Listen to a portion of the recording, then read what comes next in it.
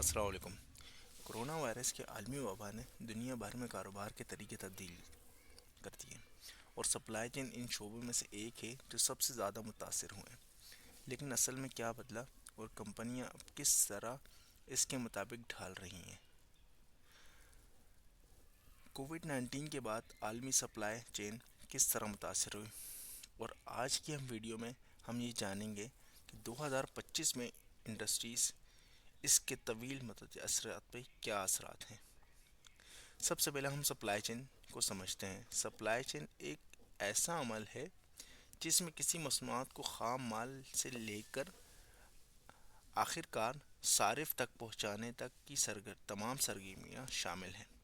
اس میں suppliers, manufacturers, گودام، transport, retailer شامل ہیں۔ ایک مؤثر سپلائی چین یہ یقینی بناتی ہے کہ مصنوعات صارفین تک وقت پر، مناسب قیمت پر اور اچھی حالت میں پہنچے۔ تاہم وبا نے اس نازک توازن کا متاثر کیا ہے۔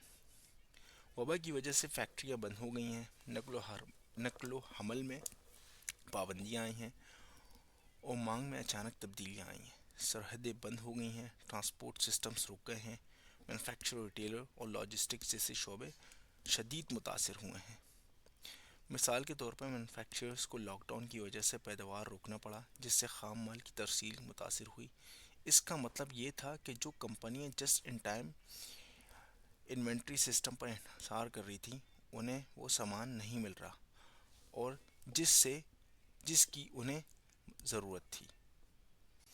لاک ڈاؤن کے دوران صارفین کی ترجیحات میں تیزی سے تبدیلی آئی ہے۔ طبی سامان، کھانے پینے کی اشیاء، گھریلو تفریحی مصنوعات کی مانگ میں اضافہ ہوا ہے۔ وبا نے ای کامرس کے شعبے میں تیز رفتاری سے اضافہ کیا۔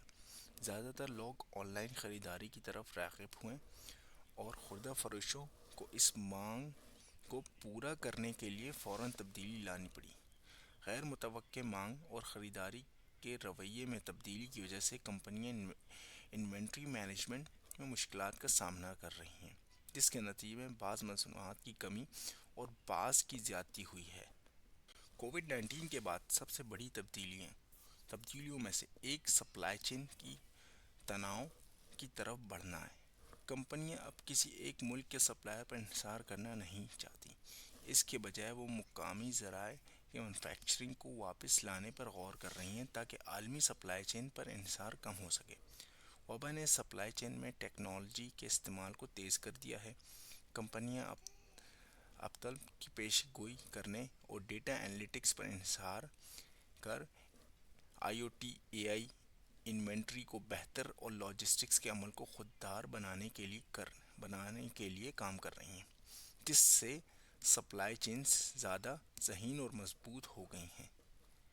کووڈ 19 سے پہلے کمپنیاں زیادہ تر مؤثر ہونے کو ترجیح دیتی تھیں، اخراجات کو کم کرنے، جسٹ ان ٹائم ماڈل پر کام کرتی تھیں۔ لیکن اب کاروبار زیادہ تر لچک پر زور دے رہے ہیں تاکہ ان کی سپلائی چین آئندہ کسی بھی خلل کو برداشت کر سکیں۔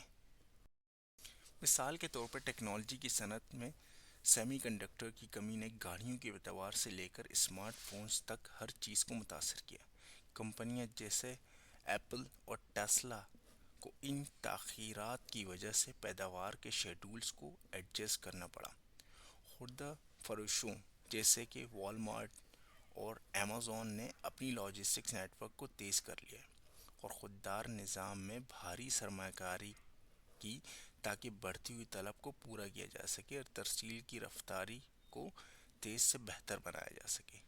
صحت کے شعبے میں ضروری سامان جیسے کہ وینٹیلیٹر، پی پی ای، ویکسین کی ترسیل کو یقینی بنانے کے لیے بڑی کوششیں کی گئیں تاکہ یہ صحیح جگہوں پہ تبدیل کی جا سکے۔ کمپنیاں حکومتوں کے ساتھ مل کر لاجسٹک سسٹم کو تیز کرنے پر کام کر رہی تھیں۔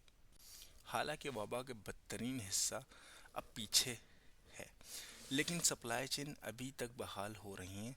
مزدوروں کی کمی، خام مال کی قیمتوں میں اضافے، شپنگ کی قیمتوں میں اتار چڑھاؤ جیسے مسائل اب بھی موجود ہیں۔